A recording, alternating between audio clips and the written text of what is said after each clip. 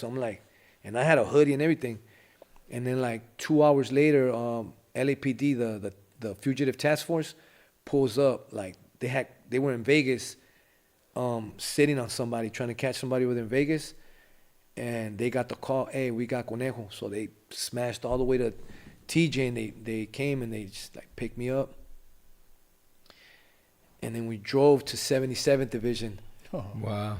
So we're fucking, I remember we're driving on I think it was the 5, maybe the 805, I don't know, one of those. But I remember I'm just like looking at all these like Red Robin, Carl's Jr. I'm just seeing all this shit on the way there. I'm in the little like minivan with one chair, and there's one chair in the back, and the dude's in the back, and he's just like, hey, don't fuck around.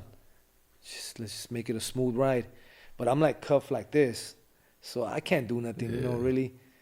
And in my head, I'm like, like, it was kind of like, almost like a sign of relief. Like, that was just so many years of all that weight on me, So it's just like, I wasn't happy, but I was just like nostalgic, that drive. Because we made it from over there to 77th in 1 hour. Wow. They were smashing. We were like a caravan, like 3 cars. And right there in San Clemente, they got that other little checkpoint right there. Yeah. That shit's never fucking open. I mean, that shit's never closed. Like, they were out there that day. So we pulled up. They flashed their lights. They did some kind of symbols. Flashed the badge. They're like, go, go, go, go, go. Boom. We get to 77th Division. Cold-ass night. I remember it was cold. It was chilly. One of those, like, it was November. So it was kind of, like that cold air. 77 is fucking wild. You step in there and I'm just like, it's a fucking crackhead about to get processed next to me. Like all these weird ass dudes and shit. And the process starts, I finally end up in a cell by myself.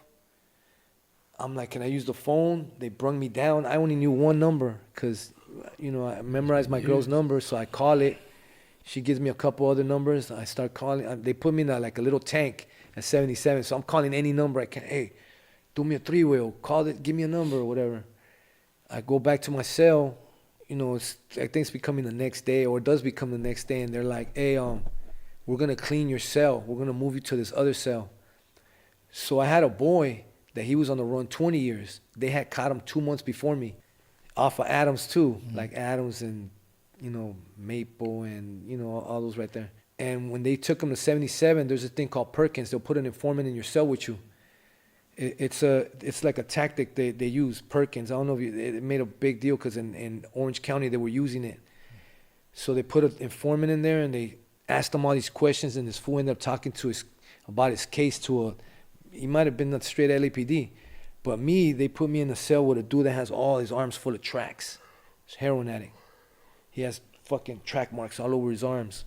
And they put me in there, and I got a hoodie on. I still got my street clothes.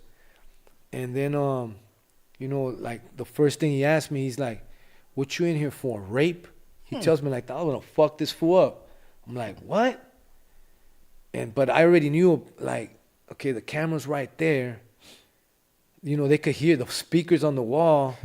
I'm like, this is where the setup starts. And I'm like, what? Oh, no. I apologize, whatever. He says some shit because he's seen that I like, kind of like, I'm about to stomp him out.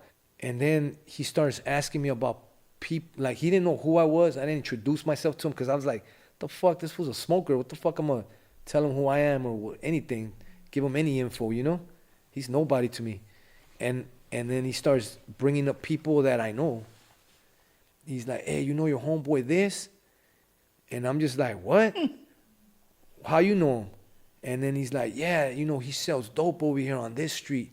He starts telling me he's throwing all these things out, And I'm like, oh, is that right? All right, cool. I'm not answering none of his shit. Well, when I was at 77, my attorney already came to see me.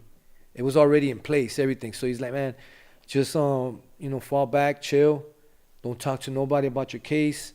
I'm on it already. Don't worry about it. I might not make it to the first court date, so don't freak out if you don't see me there. So I go to that first court day, and I have a public defender. It's a lady.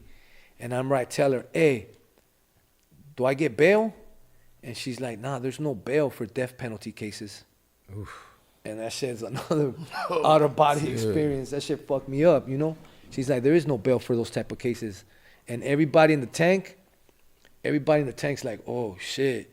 Like everybody just quiet, like, oh, because you know there was homies in there, you know, that I ended up running into him later. You might know. I'll tell you after you know them. He's an old school homie. You might know him, cause he was in the feds, and then he knew me already. Everybody when I stepped in the county, everybody knew me.